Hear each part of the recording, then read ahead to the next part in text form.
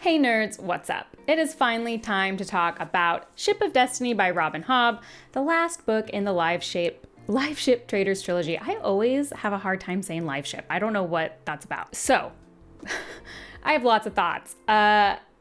First of all, I loved this trilogy. Let's just get that out of the way. I loved this trilogy. It is definitely slotting into my top 10 series of all time. So let's just start with that like right off the bat. I did give this book a 4.5. It was a 5-star book from like every moment, except for this single large event that happens quite late into the book that kind of just cast a pall over everything. If you follow me on Instagram, I did mention that. If you've read the book, you'll know exactly the scene I'm talking about, and I know people have a lot of feelings about it. So first, if you're here and you haven't read any of it, I will say I think the Liveship Trader trilogy blows Farseer out of the water. So if you're here just to hear that, and especially if you're someone who was iffy about Assassin's Quest like I was, I do think Ship of Destiny is a much better ending than Assassin's Quest was for Farseer, like for me personally. But there is this thing. And so moving forward from this point on will be full spoilers because I feel like I can't really discuss this book without full spoilers. So here's your opportunity to leave. I have a lot to say about this book, obviously a ton good because I loved it so much, but I feel like I have to just address that scene first. It's not exactly what I planned, but as I was thinking about my review for this book, I realized that every single person, I had a caveat within their story and their journey because of this scene. So I feel like if I just get my feelings about it out of the way, then at the end of this video or moving on from the video, I can really focus on all the things that I loved. The scene we're talking about is the scene where Kennit rapes Althea. I don't think anyone's surprised by that. I think it is a controversial scene in the book from everything I've heard, and people kind of know that that might make or break the book for you. I am glad that I've got to let it sit for, I think it's been 2 weeks now since I finished the book, almost 2 weeks at least. And I'm glad I got to sit with it because I was really conflicted about it because I hated so much of the stuff around it, but loved so much of the other book, which made it really hard for me to decide how I felt about the book as a whole within context of that scene. This is the only reason this book wasn't a no-brainer 5 out of 5. Now, one thing I am going to ask as we discuss this scene, I please ask that you listen to my entire reasoning behind how I felt about it. I noticed on Instagram when I just quickly mentioned I struggled with the scene, a lot of people were making incorrect assumptions actually about what I disliked about it. So I just appreciate if you're going to comment about this scene, you listen to everything I have to say, so we're kind of working from the same framework. A quick TLDR before we dive in. I now have come to terms with the purpose of the scene within the context of the novel, and I can understand why Hobb felt it was necessary for the novel. So it is not necessarily that I think the scene needs to not be there, but I do think it happens too late in the series and too late in the novel to be satisfactorily concluded. And that's kind of my overall feeling. The scene itself is one of the most horrible things I've ever read in fiction, one of the most visceral sexual assault scenes I have ever read. And in some ways that makes it worse. Like I actually think other than the Red Wedding, I'm not sure I've had such a visceral reaction to a scene. And this is good and bad. Like I think in some ways it's bad. Like I definitely feel like you need to give people a warning. Like if people have a history with sexual assault, I think they need a warning going into this book because it feels so realistic and you feel so there. On the other hand, in some ways I respect Rob. I said Rob. I think I was thinking Red Wedding. I respect Robin Hobb for that visceral portrayal because I do wonder if it centers how violated Althea is in a way that I have not read in another novel. And assault comes up a lot in fantasy. You know, I've talked about that a lot before. I hope you guys understand what I'm saying. Like in some ways, I don't want to read that visceral account, but the way it centers Althea and that violation is such, in my opinion, feels like an accurate prediction. I can't say that from experience, very gratefully, but it's visceral, and I wonder if it can give people who haven't experienced that feeling and understand that hurt and violation, I can understand a purpose to it. Because it is not graphic. It is graphic in the way in which it centers the violation of Althea, but it is not graphic in a way that feels voyeuristic, which I think is a very interesting line she was able to walk. Now, I've seen a lot of people have a problem with the scene because they don't think Kennit would do it, and they feel like it's a betrayal of Kennit's character. I could not be further from that. I am on record from the very beginning being like, Kennit is like literally the worst person in this novel. I loved reading about him, but he is terrible. Him doing, I didn't question it for a single moment. When he was thinking about it, I actually just started getting really scared it was going to happen because I did not question it. So to me, there was no question that Kennit would do it. Now, I do understand if some people were hoping Kennit would kind of have this revelation or this turnabout. I think there was an idea that maybe if he got reunited with Paragon and finally faced his trauma, which again, we'll of course talk about that later, but finally faced it and accepted it as part of him, that then he'd finally be able to start growing. And I do think personally there is a point there, not that Kennit would be redeemed, but that he could be on the path to redemption, which I think is two different things. The path to healing, the path to, that because he would accept his pain. And so I think maybe Hobb thought, what is the thing that Kennit can do where there is no getting over it for the reader? There is no turning back. At this point, there is no redemption. There is no healing for Kennit. And I think this is it. It's hard for me to think of something else because I think as a pirate, we kill a lot of people. I mean, maybe killing Wintrow or killing Etta, like there could be an argument there. But this serves really well to be like, all the times maybe a reader has made an excuse for Kennit, like it's not there. Now, I wasn't that reader making excuses, but I think it'd be very easy too. So that's also not my problem with the scene. So my initial reaction, of course, when I read the scene is just like, this shouldn't have happened. This shouldn't be in the book because it's so devastating. And I think I should say Althea is my favorite character. And she's been my favorite character pretty much from the beginning. So I think it's going to hit extra hard if you feel that kinship with Althea. But then she has this moment with Vivacia after. And the real ship, because, the ship has been taken over by the dragon personality. And Althea is about to give up. It's one of the most heart-wrenching scenes I've ever read. She just wants to die. And she has this connection moment with Vivacia. I was sobbing. I'm getting emotional thinking about that scene now. I was like literally crying. It was late at night. Like, I don't think it was a really fair scene to read late at night. I was like crying because Vivacia's like, you meant so much to me. You tried so much, stay for me. And they have this wonderful moment that I really feel like is a full circle of their relationship, that they didn't get what they wanted. They didn't get what they dreamed and hoped, but they have this moment. Like, I actually am getting emotional talking about it. And then you think Vivacia is gone. She's given up the ship to the dragon personality, and she's gone as the last act for Althea, for the Vestrit family.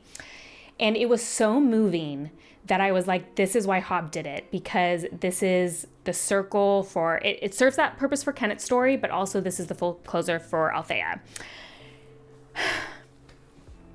And then Vivacia not only isn't gone, but then rescinds that she believes Althea. This actually makes me so mad. I don't think I can ever get over it. It upsets me. I think, as terrible as it sounds, I think Vivacia should have been permanently gone, and if she wasn't, she should have never rescinded on believing Althea. I understand contextually in the story why this is the case. It is the case because poor Vivacia is going through a lot. She's basically a newborn in terms of live ships, and she's had all of this tumult, like being a slaver and then finding out about the dragon thing and then being taken over by her dragon personality. Like, I understand girl's gone through a lot. But this was unforgivable for me, and it really, like, I can't get over that scene's inclusion because of this. Like, I think this is a big sticking point for me, which I think is going to be odd for a lot of people, but it just really hurt. Then we move on to Nobody Believing Althea, which is literally so painful, but unfortunately so realistic that it's just like, I have to, that would happen. Like, that would happen. Kennit has made this personality. No one else is in Kennit's head except us. Of course they wouldn't believe her, and then Etta believes her, and it's such a powerful moment of like seeing like. And I thought, okay, I can be happy as long as, if Etta's the only person who believes Althea, I can die happy. Like, there's going to be this kinship.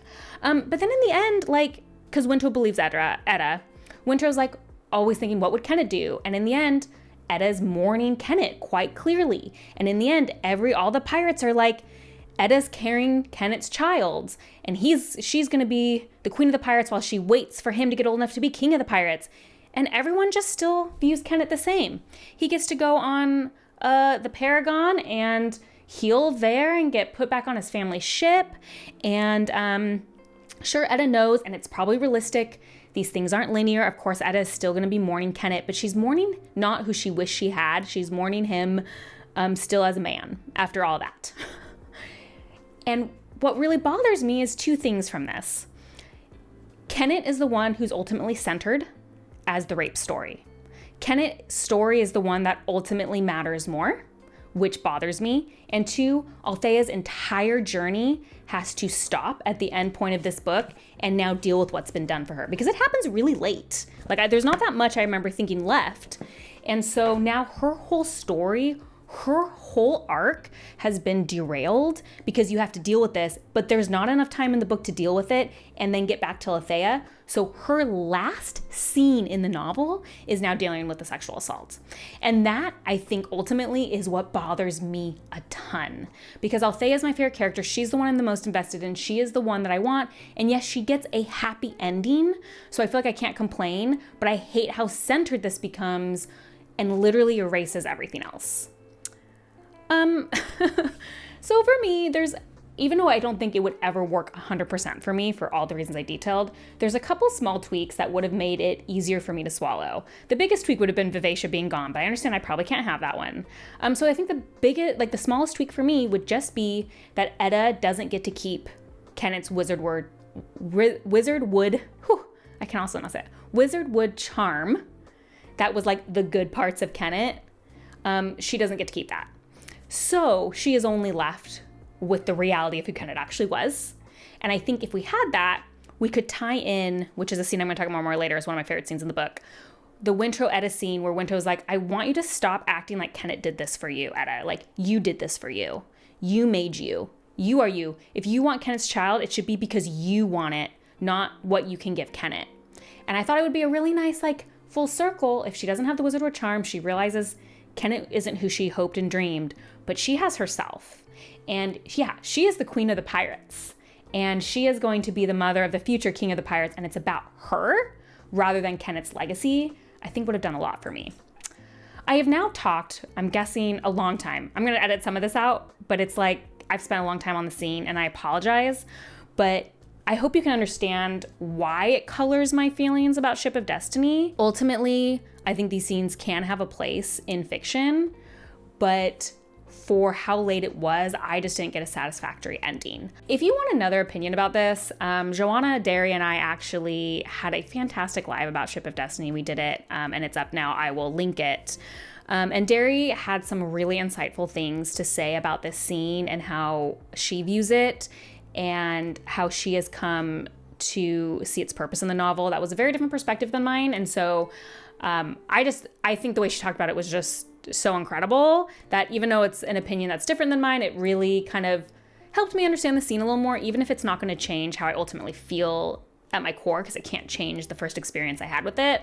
I do recommend at least watching that part. It was also just like a great recording, so you should watch it. Okay, let's actually talk about all the things I loved, because now I just want to be talking about like how literally I texted people while I was reading this that this had some chapters that I think were the most beautiful chapters I've ever read in a novel. Like, that's why I think that scene is harder for me to grasp, because everything else in this novel is literally so beautiful, so wonderful, so incredible. And now I'm excited that that's done and I can just talk about that. I just want to talk about all the characters and their arcs without that hanging over it.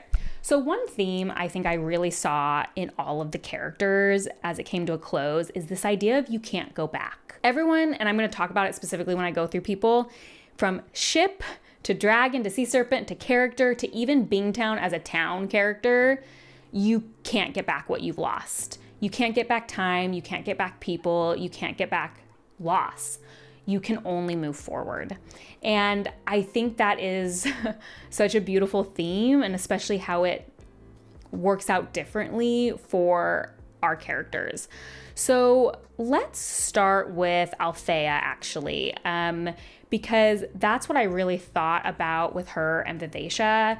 I'm so surprised because it feels like when you're reading it, the only happy story can be Althea and Vivacia together. And I just love how Robin Hobb was able to subvert our expectations and how Althea starts finding so much joy in making a relationship with Paragon, but not only with Paragon, a relationship with the other people on the ship, like Amber and Brashen and the kid whose name just like left my head. As a family, finding a family for her on the ship who supports what she loves to do and understanding it's about everyone and not just her and the ship. And those wonderful moments where she is struggling between what she has always thought she wanted, like I need Vivacia to be happy, and also understanding, well, also having that understanding, like, what if Vivacia's happy without me? And this understanding, like, and what if I realize, like, I could be happy without Vivacia? And Derry actually in our live brought up, I keep calling it a live, it was a pre-recording, but that's just natural.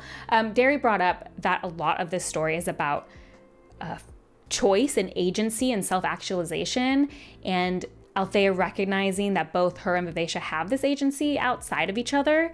I thought was just like such a great full circle for Althea as a character. And I love her, and I just love her. I do love, like, she gets to be sailing the Paragon, and of course her and Brashen work out, which was just really great because, guys, I don't usually ship things, but I shipped them pretty hard. So, and I think a lot of Brashen's story was more contained in Madship, so I feel like we don't have to see him grow quite as much in this as we see Althea grow, but I do love how they grow together. And I also weirdly kind of like how the ending isn't wrapped up, like he goes back and doesn't necessarily immediately get acceptance from his family. Like, it's, you can't go back, but he's moved forward. And I think that's just great. I love them. They're some of my favorite characters in fiction, and I'm just glad we got like a somewhat happy ending for them. Let's talk about Ronica and Serilla real quick. Veronica was the surprise standout for me in this novel. She really took the you can't go back, like seeing how she accepted her changing circumstances and then just would not back down. I found so moving. I just loved her character, and I particularly like how she worked off Serilla, because I will say, when I started this novel with Serilla, I was just so done with her. I was like, you're the worst. Like, you're making everything hard for everybody. I am not on your side. You want to possess this thing that you don't own. But then Hobb again just like subverted my expectations with her, because then to get to see Serilla grow, and I felt, in my opinion, very naturally, like I know it happens kind of quick, but it felt natural. Like Serilla has known some good leadership and then was stuck under some really bad leadership and then had some very traumatic things happen to her. And her struggle with understanding, how do I advocate for myself without going too far? How do I advocate for what I want and what I love without taking these bad traits? And how she really looks to, well, I think really ends up admiring Veronica, ends up admiring Ronica for those reasons, and kind of just like how those women ended up supporting each other. I just was so unexpected, and a really great story about how they both realize like they can't go back, they can only move forward. And it was unexpected, and I really just liked how it went out. Let's talk about Kennit and Paragon. So first of all, Paragon, actually, it was a contest between Althea and him for my favorite character. Like, Paragon is maybe tied as my favorite character now in the entire series. I fell in love with him in Madship, and now after this, just like 100%. I did recognize that he was Kennit's ship pretty early on, and I never guess anything. So I'm going to say that loud and proud, because I'm incredibly proud of that, that I realized pretty early on that Paragon and Kennit were connected. And so then it just becomes like, oh, what's going to happen? But finding out Paragon's past and how much love he had for Kennit was so overwhelming. And Kennit's, the chapter where you kind of find out Paragon and Kennit's history, and you have to read the scene about Kennit blinding Paragon. It's hard to say this because it sounds weird, but I think it's one of the most beautiful chapters I've ever read, which is hard to say because it's just devastating. It's horrible when you hear all this trauma that Kennit has gone through, but this show of a relationship between ship and boy in a totally different circumstance than we have seen Althea and Vivacia, and the unconditional love that Paragon was giving Kennit and Kennit was giving the ship when they had no one else, I just think is some of the most beautiful stuff I've literally ever read. And heartbreaking. I think it's beautiful because it's so heartbreaking. And finding out how Kennit is so damaged, I think also gives the reader that sense of like, you want Kennit to be able to heal from that, because when you see this boy, that boy deserves healing from all that he's done. But you can't go back. That's the theme. Kennit chose to give his pain to Paragon, to give that memory to Paragon, to not heal, but to run away from it. And without our pain, I think Hobb is making a statement, without our pain, without accepting the things that have happened to us, we turn into a shell of ourselves that cannot have empathy for other people. And that's what happened to Kennit. So it's just such a heartbreaking story. I am going to bring up the scene one more time because I do think there's an interesting conversation to have about abused people who become abusers. That unfortunately is a very common thing. They call it generational trauma for a reason. Abusers were abused. This ending was really hard for me when Kennit gets to go back on Paragon and have some healing there. Now, Paragon did deserve healing, so I'm going to give it to him. He did deserve healing. But there's a part of me that felt like Kennit didn't deserve it. And I don't have an answer for that, but you're just like, where is this line of this abused person who has horribly abused another? Do they still deserve healing from their abuse? And where does that, like, it's also not an excuse. Just because you've been abused doesn't mean you turn into an abuser. So many people do the work, change that, and Kennit didn't. I don't have an answer for that.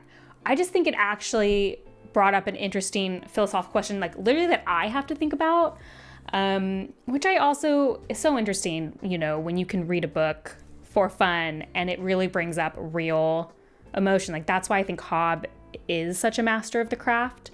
She really is able to get to the heart of human experience and emotion. And I think this is a very real experience that doesn't have an easy answer and is very difficult, because are you going to go tell Althea that Kennit deserves healing, like in real life? But we also got to understand what traumatic experiences Kennit experienced. I literally don't have an answer. It's just an interesting point that I think the book brings up and doesn't necessarily answer, or maybe it does. Maybe for Hobb it is that they need healing as well. But I'd love to hear your guys' thoughts on that and if you thought about that at all while reading this. I wish I had more to say about Paragon, because literally he stole the show for me this book. It was all perfect. He was all perfect. Someone spoiled that Amber recarved Paragon's face to me, and I actually think that's one of the most devastating spoilers. I should have said this in the Paragon part. I'm leaving this for the end. Maybe I'll clip this back in. If you're watching this in the Paragon part, it's because I clipped it back in. I didn't talk about the scene where you think Paragon's going to burn down. Most devastating scene I've ever read, but it was ruined for me because someone spoiled in Madship that his face gets recarved, and his face hadn't gotten carved yet. Just a PSA. Don't say like that stuff in comment sections. What are you talking about? You knew I hadn't read it. Why? I don't want to call the person out. I feel bad. Don't go looking for the comment. That sucked because it was one of the things I was most excited about, and it was amazing. It was an amazing scene, and how he kept his eyes closed for a while because he was too nervous to open them.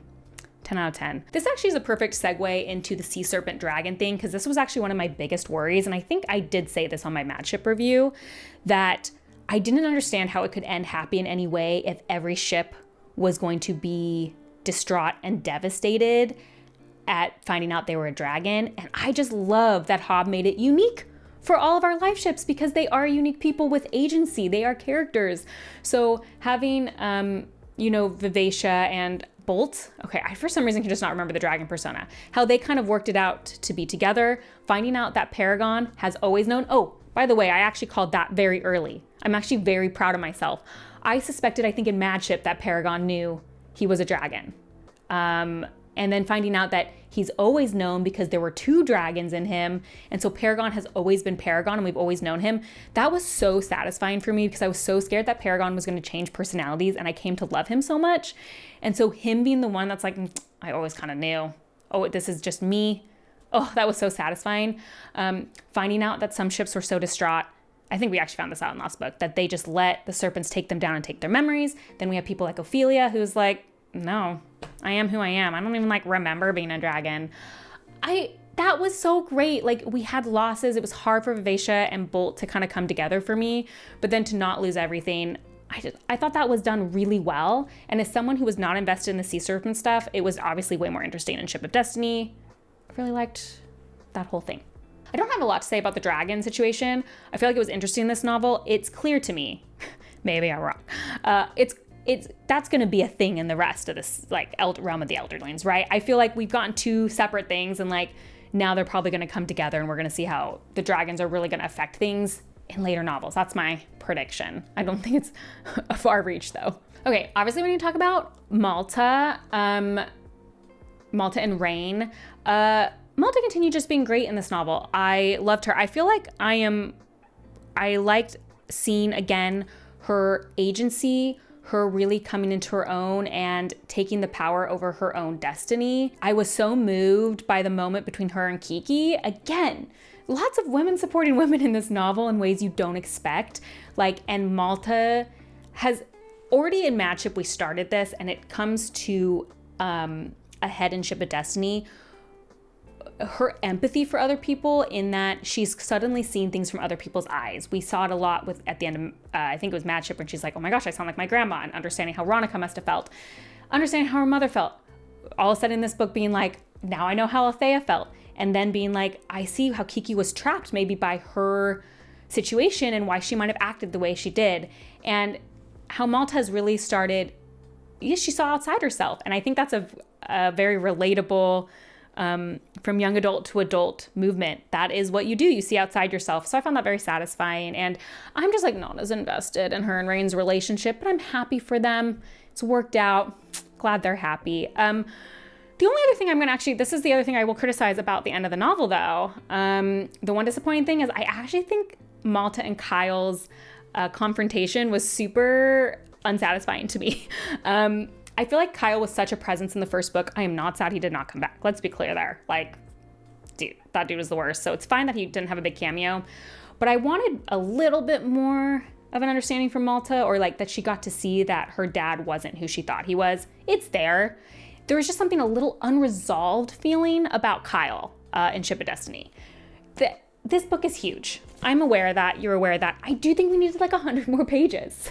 What's 100 more pages in a book where every page is great? You know what I mean? Like, I think could have helped me maybe resolve some of my Althea stuff, some of the Kyle stuff. Like, just needed a little bit more time. Speaking of not being able to go back, let's talk about Wintrow and Etta. This was a huge theme with Wintrow. Finally, in Ship of Destiny, we've really seen him understand that I can't go back to the monastery. I can't go back. I was really good at that, and I can't go back to that.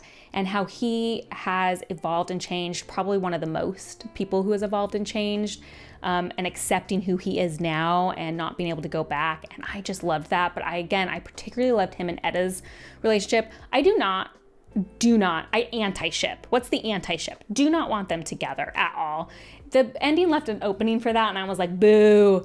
But I get it. But don't ship it. Love them as companions though, and loved the conversations of Etta calling Wintrow out, and the way she was able to make him understand like he had to move on, and also the way that Wintrow was able to, in that conversation, I think it was the same conversation maybe, when he was like, you are doing this for yourself.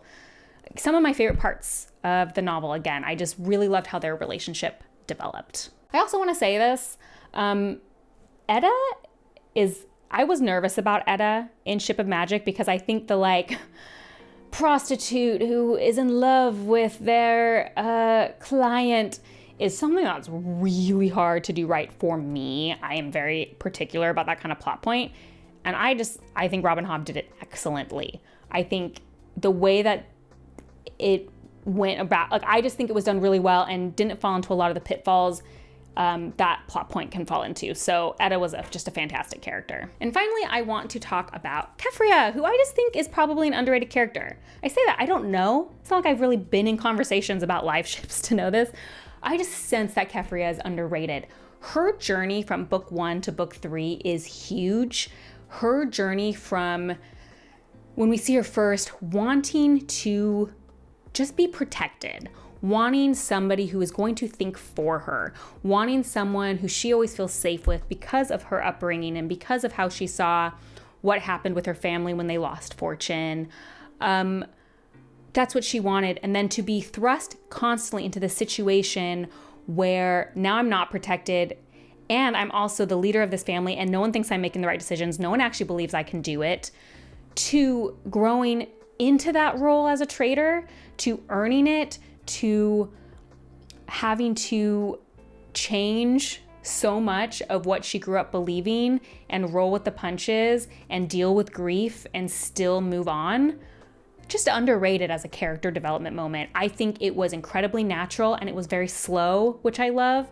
But when you really think about where they started and where they ended up, and the Vestrit family as a whole, really have gone their separate ways, But I think in some ways have grown closer as a family unit because all of them, each individual Vestrit, had to come to terms and really see from their other family members' perspectives. I wonder, actually, it'd be awesome on a reread to mark every time one of the Vestrits thought, now I understand what so-and-so thinks. Now I understand how so-and-so feels. I bet every single one of them had that moment. And I just liked that. And then, of course, at the end, Bingtown, we have the you can't go back. But ultimately, I think there's joy there because we are trying to make Bingtown a more equal place for everybody. And so I like that you can't go back isn't always solemn. It sometimes is, but not always. Okay. I really was expecting this to be a short video and I talked so long. So if you're still here, thank you. I'm sorry. I guess I just had a lot of feelings about Ship of Destiny. Ultimately, I do think it's a way better ending than Assassin's Quest for me. Like, I didn't have that same melancholy. It just sucks that there is like this cloud because of that scene. Like, if that had been handled differently or if it wasn't there, like this would have been a 10 out of 10, like 5 out of 5, amazing. I was literally, when I was halfway through this book, like, is this my third favorite series after Stormlight and A Song of Ice and Fire? Like, is this it? Is this just actually number 3? Because of that, I feel like it fell a little bit. Still in top 10. You know, it's probably like 6 or 7 now. I don't know. I haven't really ordered them, but it did make it fall a little bit, but still a incredible trilogy. I will be recommending it to everyone. Yes, I will be continuing to Tawny Man. I think Tawny Man trilogy is next. I will be continuing. It's just not going to be right away. I have some stuff I want to finish before the end of the year. So in my head, I'm thinking Tawny Man around January, just taking like a little break and then getting into it. But I am for sure going to continue. I think people were worried because they knew I had a problem with that scene, that I was like done with Robin Hobb. No, I still want to hurt. Let me know your thoughts on Ship of Destiny, on anything I've talked about, on the theme of not going back. Some of the other stuff I brought up, I'd love to know your thoughts. And as always, if you like these kind of deep dives, please like and subscribe. That is the best way to support me. And if you want to see what I'm currently reading, as well as other nerdy rants, you can check me out on Instagram at bookborn.reviews. I'll see you next time. Bye.